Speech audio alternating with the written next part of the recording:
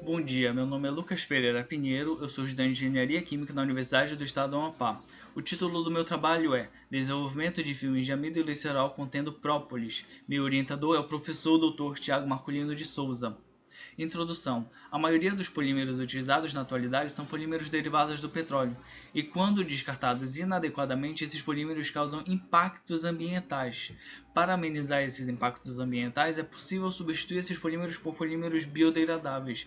No entanto, há certas desvantagens na utilização desses polímeros biodegradáveis, pois eles podem ser facilmente atacados por fungos e bactérias, e isso diminui a durabilidade do polímero.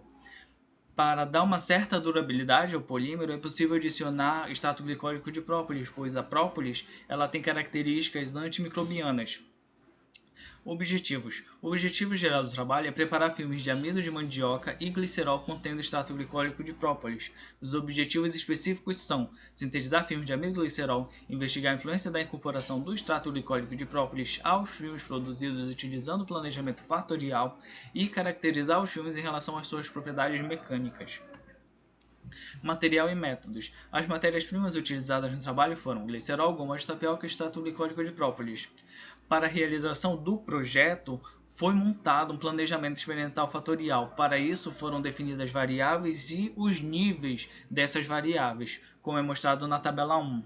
A primeira variável é o percentual de amido, e a menor quantidade de percentual de amido que foi utilizada foi 3% e a maior 5%.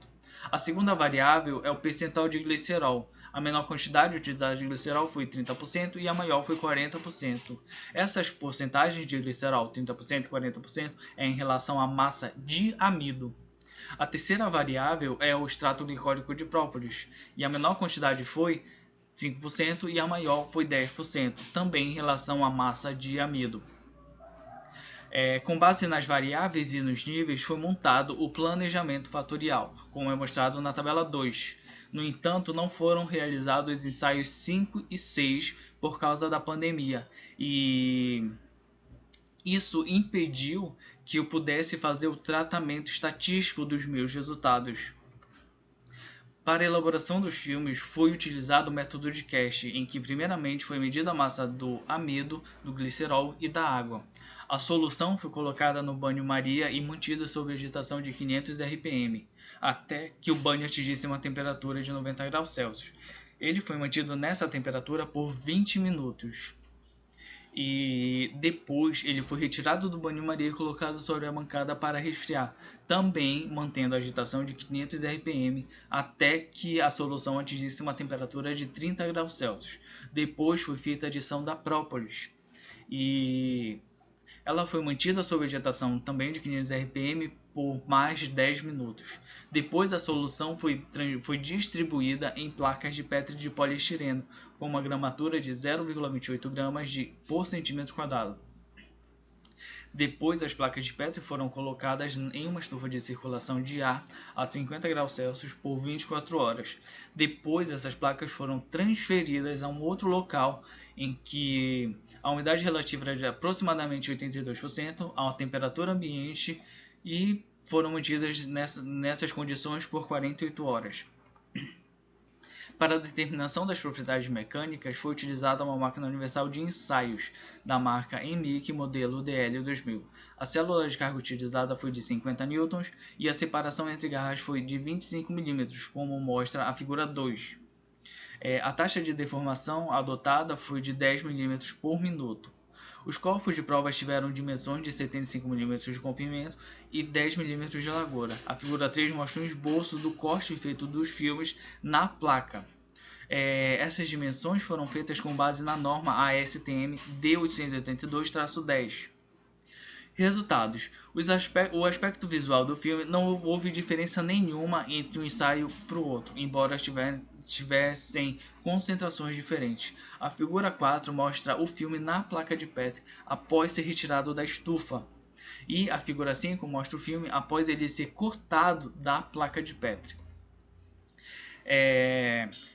O ensaio 1 foi o mais resistente de todos os outros ensaios, e ele apresentou um módulo de Young de 5,413 MPa. Esse módulo de Young tão alto, ele tão diferente dos outros resultados, esse foi o maior e a diferença foi grande desse resultado para os outros. Isso me leva a pensar que ele pode ter sofrido um processo chamado de recristalização. O amido é composto por dois tipos de polímeros de glicose, a amilose e a amilopectina. Estas tendem a sofrer um processo de rearranjo molecular denominado recristalização. Essa recristalização está associada às condições de armazenamento e ao tempo de armazenamento. Essa diferença do ensaio 1 para os outros ensaios, essa diferença grande do ensaio 1 para os outros ensaios, pode ter sido por causa de ele ter passado um pouco mais de tempo para ser realizado o ensaio mecânico do que os outros ensaios. Por isso, essa diferença grande.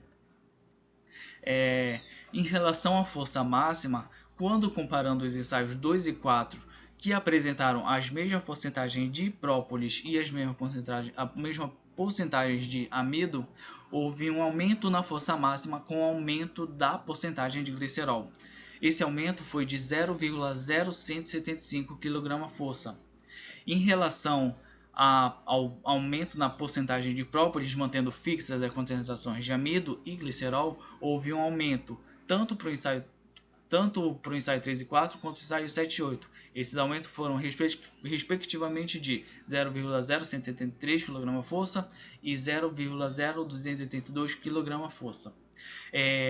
A análise em relação ao amido não foi colocada devido à falta de ensaios. No caso, como eu não fiz os ensaios 5 e 6, eu não posso fazer afirmação nenhuma sobre o amido.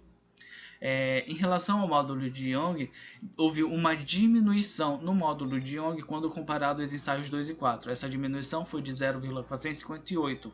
Essa diminuição foi observada com o aumento da porcentagem de glicerol.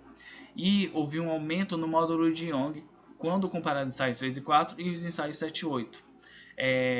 Aumentando a porcentagem de própolis, houve um aumento no módulo de Young. A menor mobilidade molecular entre as cadeias do polímero torna o material mais rígido.